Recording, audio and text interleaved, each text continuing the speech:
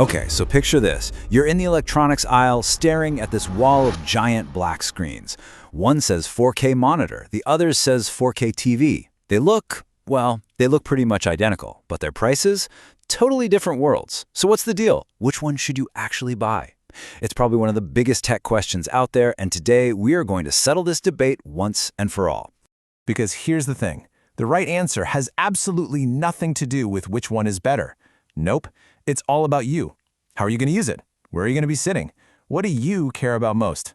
So think of this as your personal definitive guide to picking the absolute perfect screen for your setup. And we've set this whole thing up like a massive championship fight. First, we'll get into the tale of the tape, breaking down all the core differences. Then it's time for the main event, 3 huge rounds: the office, the arena, and the cinema. And after all that, we're going to deliver the final, undisputed verdict. All right, let's get right into it.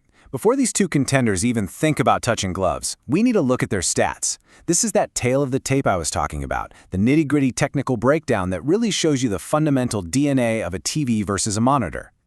So first up, let's talk about pure speed. Think of monitors like Olympic sprinters.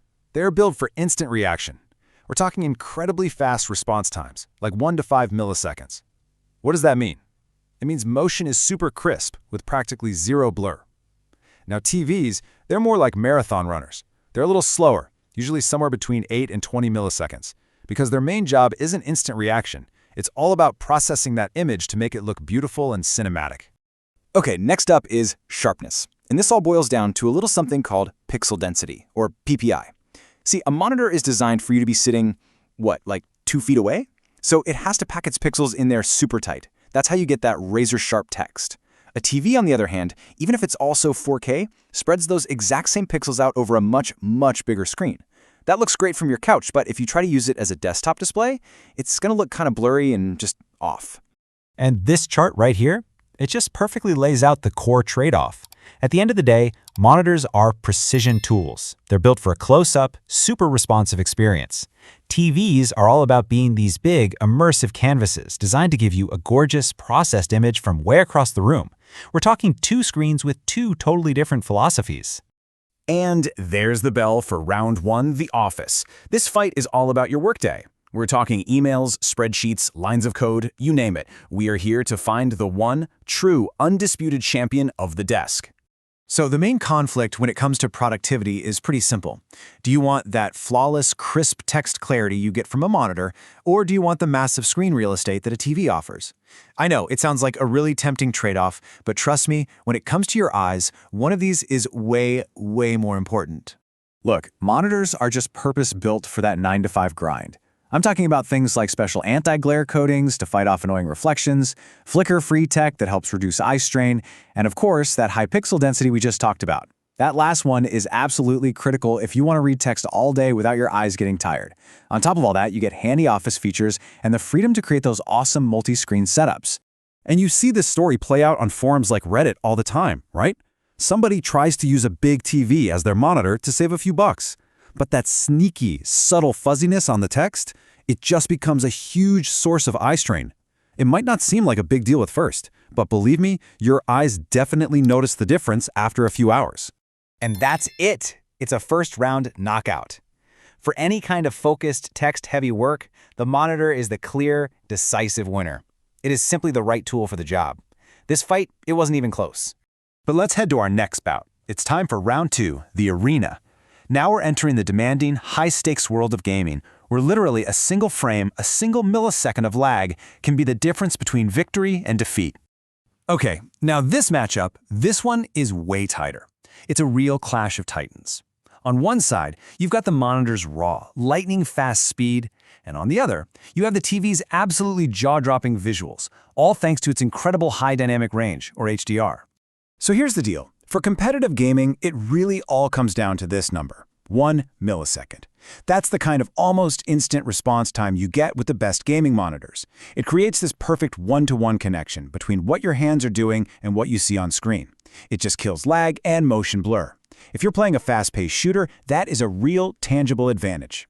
But it's not just about the speed, it's the whole toolkit that comes with it.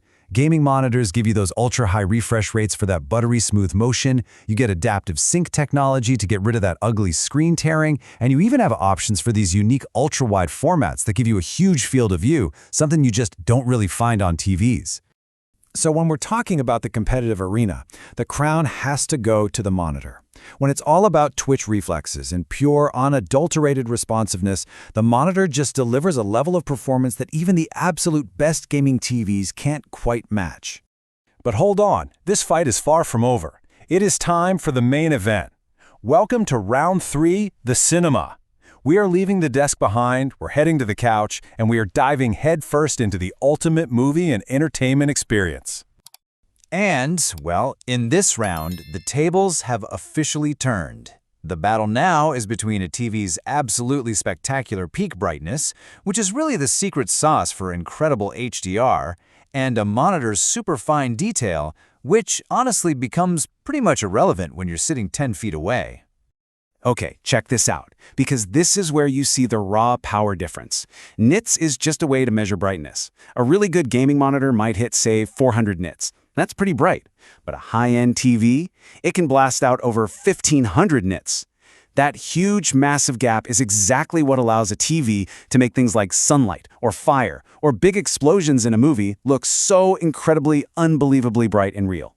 And in this category, the TV's advantages are just overwhelming. Its HDR performance is on another planet compared to most monitors. Its sheer size gives you that true cinematic immersion. And let's be honest, it's an all-in-one entertainment machine with all the smart streaming apps and advanced audio outputs for your sound system built right in. Yeah, this one is a clear, decisive win. When it's time to kick back on the couch and just get lost in a movie or a great show, the TV is, and probably always will be, the undisputed king of the living room. So, after 3 pretty intense rounds, we have a split decision. Each one of our contenders took home a win in their own territory. So, how do you actually choose your champion? Well, it's time for the final verdict, and luckily, it's a whole lot simpler than you might think. Honestly, it all just boils down to 2 super simple questions. First, where are you going to be sitting? If the answer is at a desk, arm's length away, you need a monitor. End of story. If it's across the room on a couch, you need a TV. And second, what are you going to be doing most of the time? If it's work and competitive gaming, get a monitor. If it's movies and more casual, relaxed gaming, get a TV. Just be honest with yourself about what your main priority really is. And that really brings us to the final and maybe the most important point. These things are highly specialized tools, right? A monitor belongs on a desk. A TV belongs in the living room. So maybe we've been asking the wrong question this whole time. Maybe they aren't even competitors. Maybe they're partners in creating the perfect setup. So the real question to leave you with is this. If you're really chasing the ultimate experience, is the answer not about choosing one or the other, but eventually owning both?